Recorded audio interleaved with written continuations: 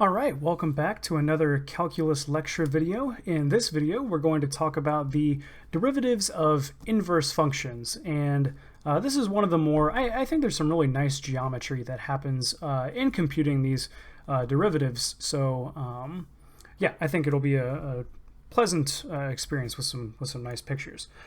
Firstly, let us recall what exactly an inverse function is. So if we're going to take the derivative of them, we might as well know what they are in the first place. So definition. So if f of x is a function, and there are some conditions that we should put on f of x having an inverse, but for technical reasons, let's just sort of ignore that for now. So if f of x is a function, the inverse of f of x, denoted by, and we write the inverse just with a little -1 in the superscript. So by f inverse of x, or f to the -1 of x, is the function satisfying f of f inverse of x is equal to f inverse of f of x. So no matter which way I compose them, I'm just going to get x back. And so you can think about what this is doing. F is sort of, or f inverse is sort of undoing whatever f of x does to x. So essentially, f inverse of x undoes the operation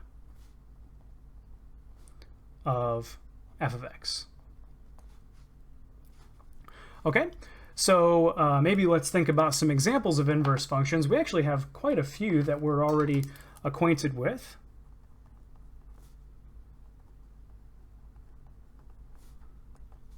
So if f of x equals e to the x, then f inverse of x is equal to the natural log of x. Because we know that if I do the natural log of e to the x, then what do I get back out? I get just e.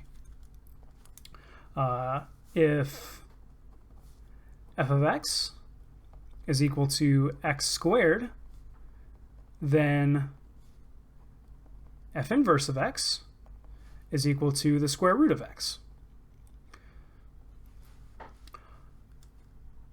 Which is, well, if x is positive. If x is negative, then you have to take the negative square root. But if you have positive value of x and you square it, then you just do the square root to undo that operation. Even more simply, if f of x is equal to x plus 1, then f inverse of x is equal to, well, x minus 1. Because if I take and add something to x, add 1 to x, then in order to undo that operation, I just subtract 1 from x. Okay? So these are a few examples of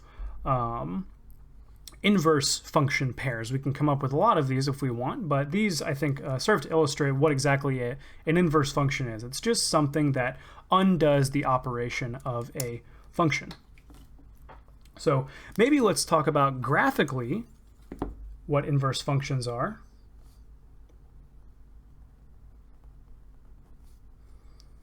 Graphically, an inverse function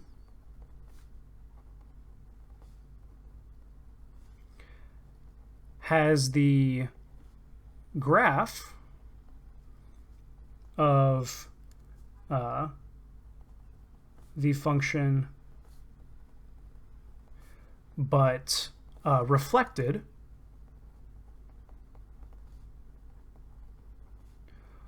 over the line y equals x. That is the 45-degree line emanating from the origin. So if I draw a picture of this,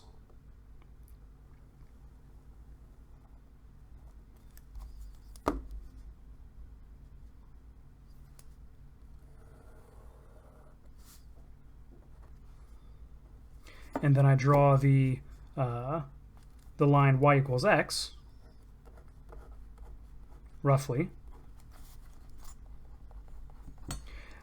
then if I were to plot an inverse function, say I was going to plot, well, maybe let's do e to the x and natural log of x. So this is like 1, 2, dot, dot, dot, 1, 2.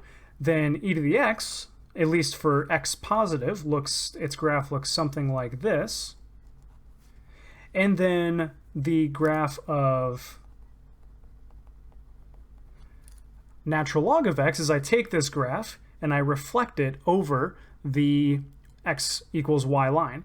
And what that does for each pair of coordinates is it switches the coordinates around. So if this is the coordinate AB, then if I draw the graph of the natural log of x, so f inverse of x is equal to the natural log of x, then this point over here, I just switch these coordinates around and it becomes BA. Okay? So this is not the greatest drawn picture. I'm not an artist, but this roughly illustrates what the graph of an inverse function is doing. All you're doing is really just taking this function and flipping it over the line y equals x.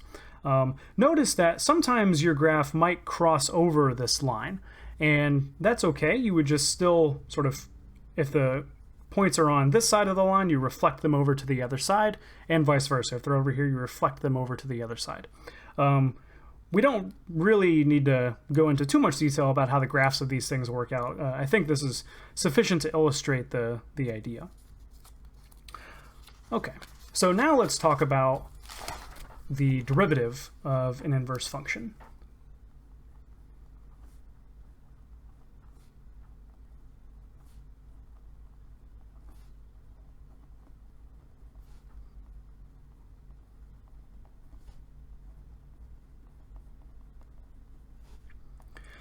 So our goal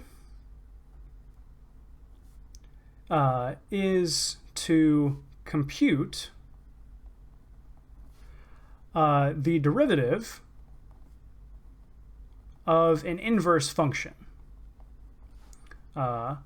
where f of x is invertible, that is, it actually has an inverse, and differentiable.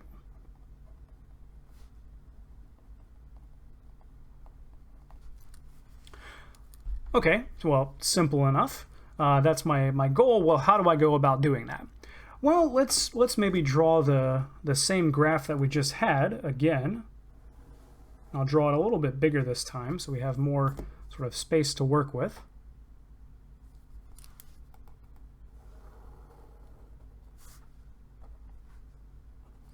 And then we'll put in our line y equals x, roughly.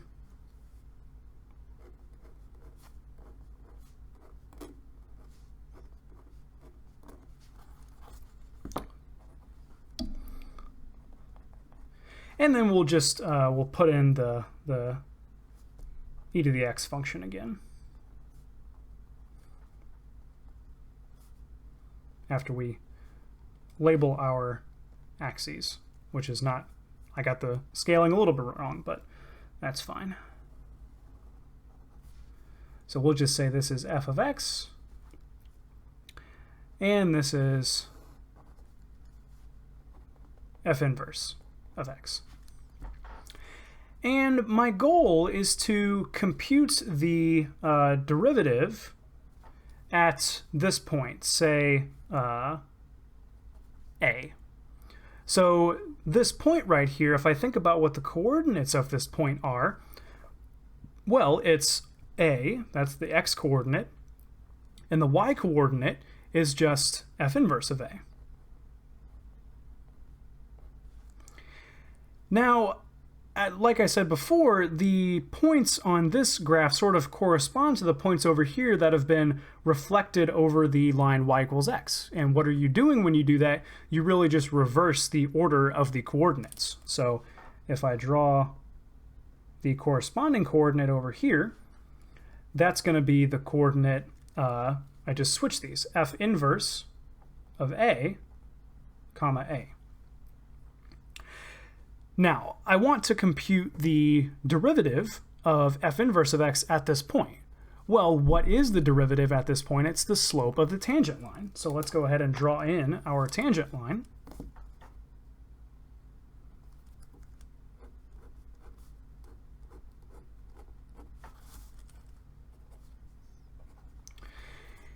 And let's say,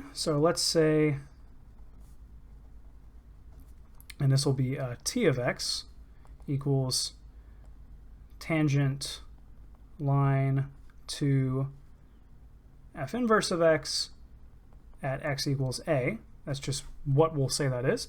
So let's say t of x has slope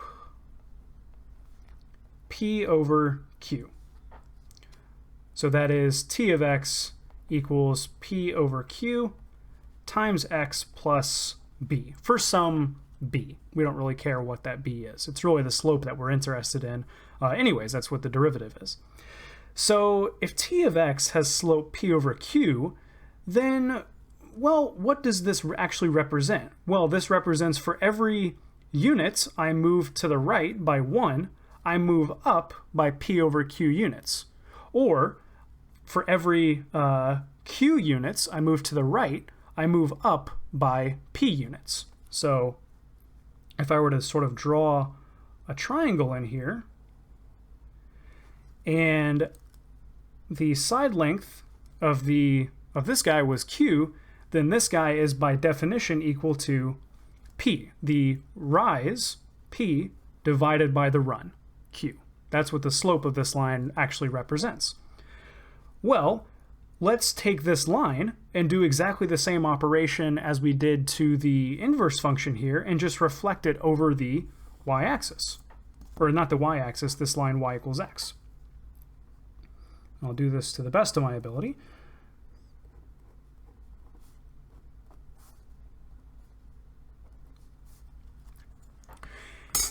And now let's think about what this tangent line actually represents. So this is, we'll say this is s of x. Notice this is precisely the tangent line of f of x at the point x equals f inverse of a. So this is tangent line to f of x at x equals f inverse of a. Okay, well, what is the slope of this line? Well, notice what's happened. If I were to take my triangle here, this same exact geometric triangle, and reflect it across the y-axis, then what happens? Well, I'm going to get the same triangle over here, but now p and q are going to be reversed. So this is now p, and this is q. And so the slope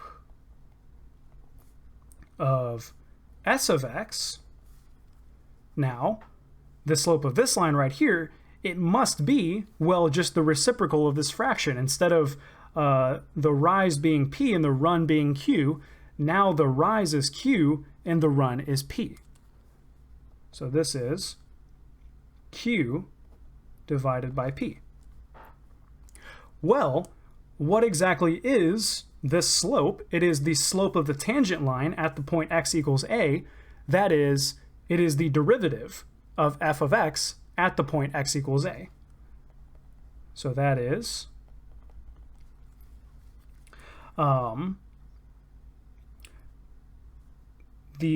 so q over p is equal to the slope of the tangent line. This is equal to f prime of f inverse of a. Well, notice what Q over P is equal to. So, but Q over P, we know what that is.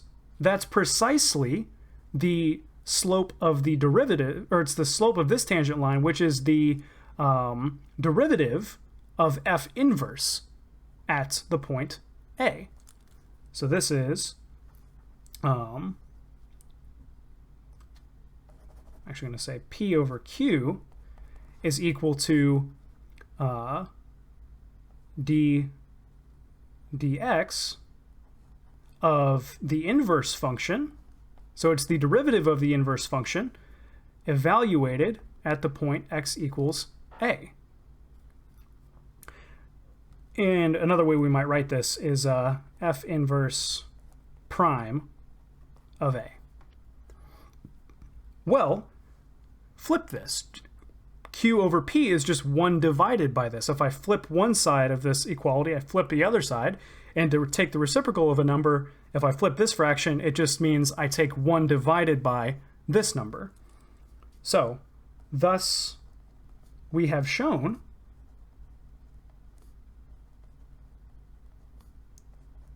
that,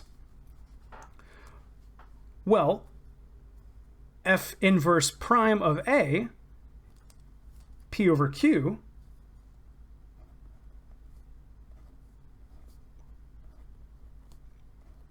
is equal to, and now actually I'm just going to flip this fraction over here. It's P over Q, which is 1 divided by this guy. So 1 divided by f prime of f inverse of a.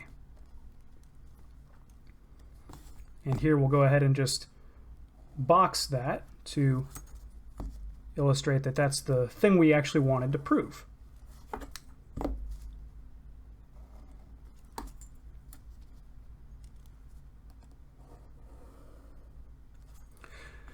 So if I want to compute the derivative of an inverse function at a point A, then it suffices to actually just know the value of the inverse at that point and then plug it in to the derivative of the function. That is, I don't actually have to compute the inverse of the function in general. I just have to know a specific value of it.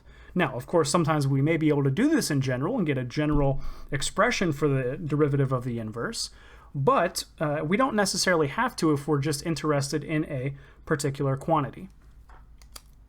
And so that's how we can figure out the derivative of the inverse, is doing this sort of geometric analysis and seeing how this naturally sort of falls out. Now, if we didn't want to do this geometric analysis, there's also another way that we can do this. And that is by just using the chain rule. So alternatively,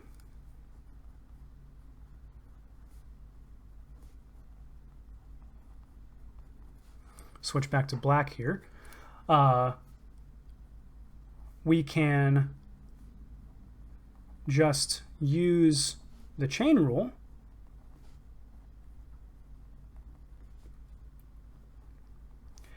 and the relationship f of f inverse of x is equal to x. So if I want to actually do this, so differentiating each side of this expression,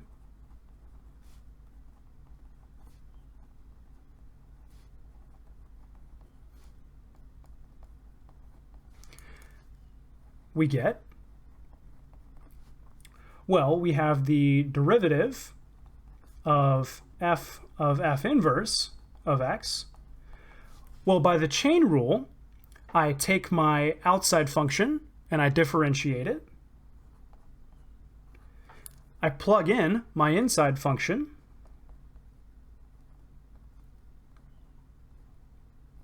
And then I multiply by the derivative of the inside function, which is just f inverse prime of x. Okay, well, there's the derivative of the left-hand side here. Well, what's the derivative of the right-hand side? Well, the derivative of the right-hand side is just 1. because the derivative of x is just 1. And so, well, I'm interested in this object, this f inverse prime of x, so let's just divide through by this guy. So,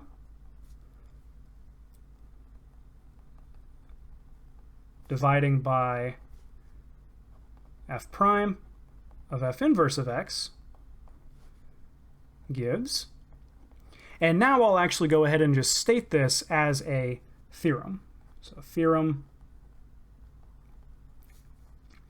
and this is the inverse function theorem.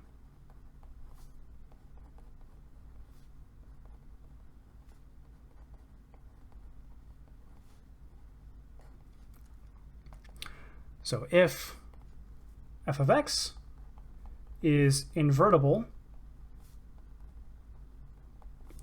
and differentiable,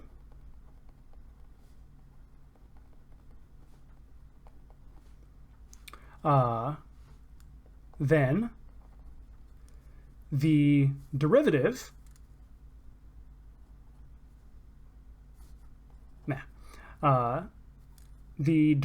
of the inverse